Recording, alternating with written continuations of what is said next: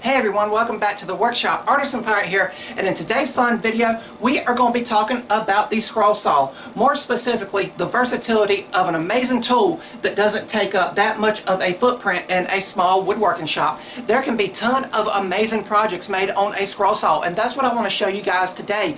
Just in case you're new to it or you're interested in getting a scroll saw, for the record, if you are wanting to get into scroll saw woodworking, I would highly encourage you to seek out a woodworker in your area or in a woodworking group near you to see if you can practice on their scroll saw before taking the commitment and buying one.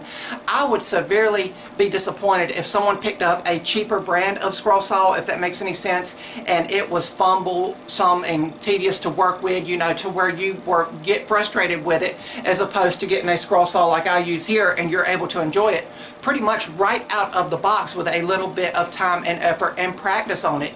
Keep in mind, I have been scroll sawing since I was 14 years of age, and back then I picked up my first woodworking books and seen a variety of patterns. When I first started scroll sawing, I only thought it could cut out simple shapes and, you know, basic portraits of people, but then I got the first books by people like Fox Chapel Publishing and Patrick Spillman. You know, then they had a bunch of amazing patterns in the books, and I still have those books and use them periodically. But then I started developing my skill. I went from a pen scroll saw to the Delta variable speed 16-inch scroll saw, where we started the channel on and made a lot of great projects on. And the scroll saw I am currently using is the Delta 40-694, I believe it is. It's the 20-inch scroll saw that Delta Tools offers. I love this machine. I've had it a few years now.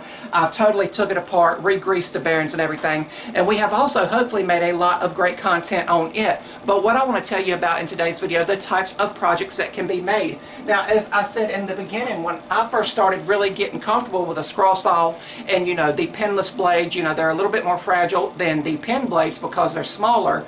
You can make incredible portraits like this with a little bit of time and effort. This is a Kenny Hopkins design.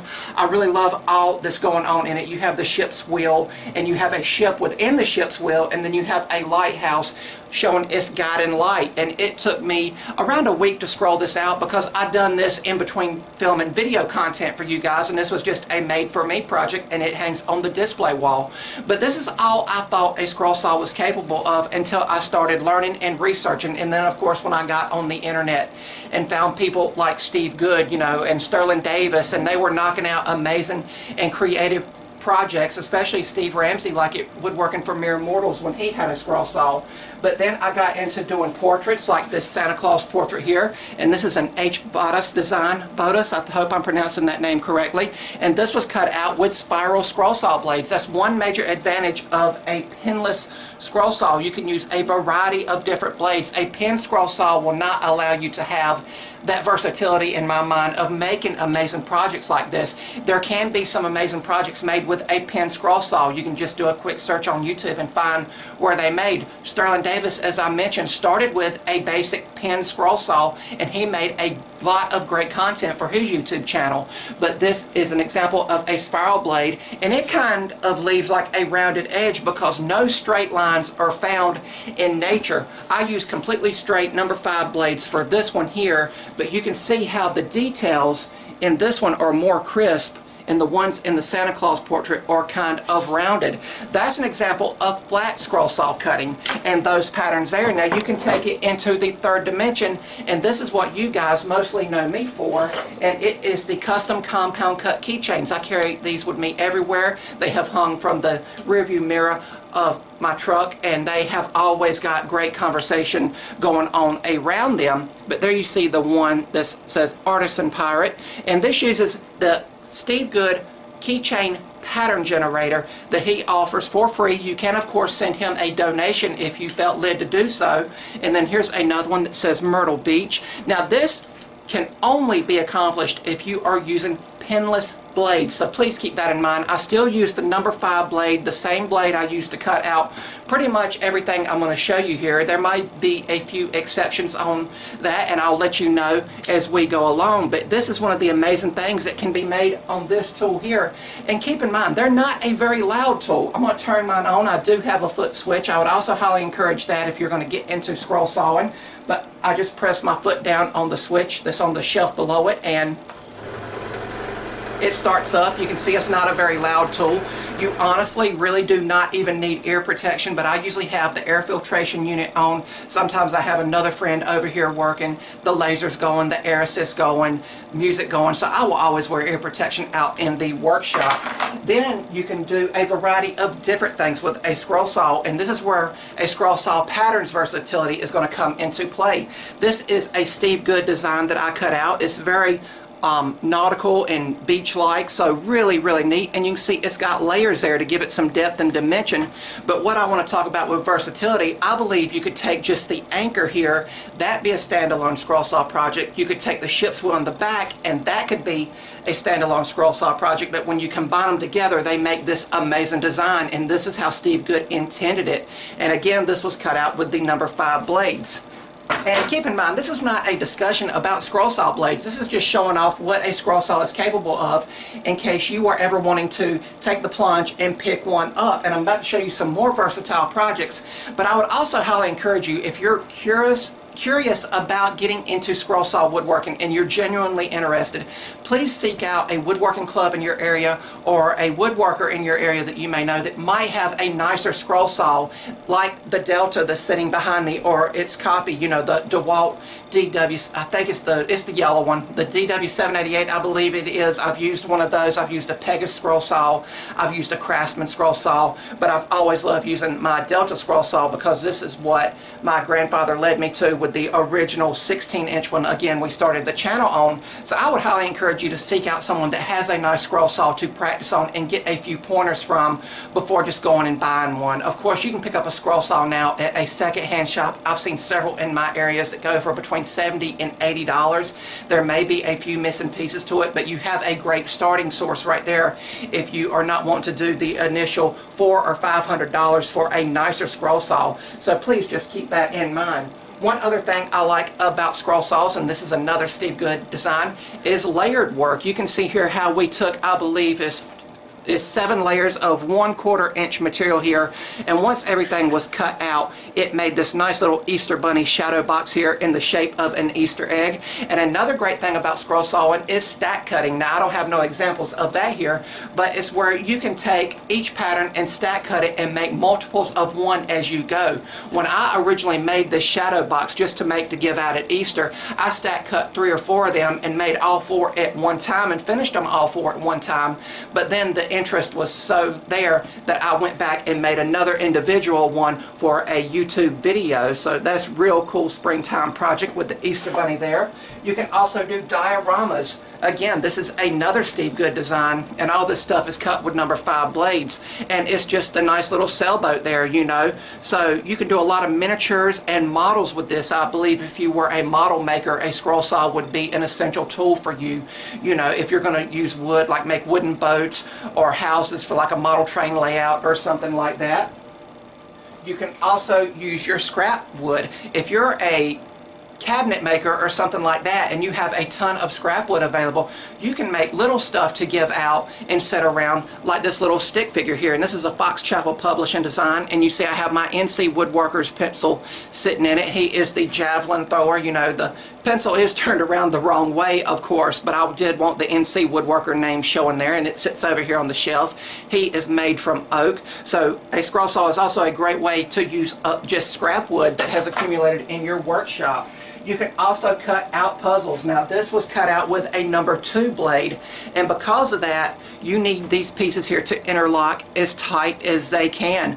But a really cool way, this is also a Fox Chapel Publishing project. It was from the Zodiac Puzzles book, so real cool Leo the Lion there. And this is a puzzle that can interlock, and maybe I can take a piece out to show you there. You see there how it interlocks smoothly and freely. So great teaching tools if you want to make these for the little ones, and you can make the puzzles as complex or as simplistic as you want to. then you can also do Intarsia. Now, Intarsia is not something I have delved deep into. It's something that I would like. I want to get a nice drum sander out here, and then I think I'd really take the plunge and start doing Intarsia projects. But this is a Halloween skeleton face, and I enlarged this project.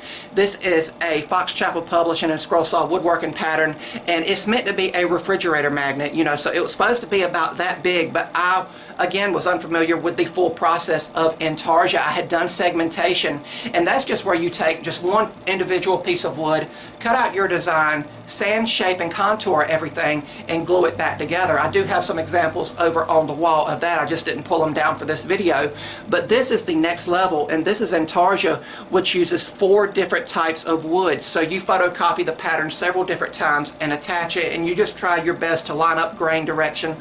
I used ambrosia maple for the mummy's bandages. I figured the spalton that went through here looked like the mummy had been down in the tomb and everything. I used walnut for his face and pupils of his eyes, and then yellow pine for his eyes. It looks like he was suddenly woke up from everything, you know, and like disturbed from the tomb, and then it's got a backer board glued to it. But this is all exotic woods that are sanded, shaped, and contoured like segmentation, but you're just cutting out individual pieces as you go along. So I know a lot of people do a ton of beautiful Intarsia pieces. There is Judy Gale Roberts, and then there's also Cy at Cy's Corner. Her channel has some amazing Intarsia tutorials on it.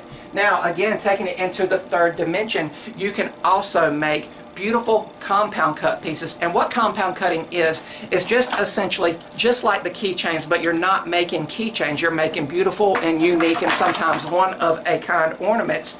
And what I've done here, this is a Steve Good design and also a video on the channel. This says enjoy on one side, and then you rotate it, it says today. So enjoy today. I hope you all enjoy each and every day you are blessed with.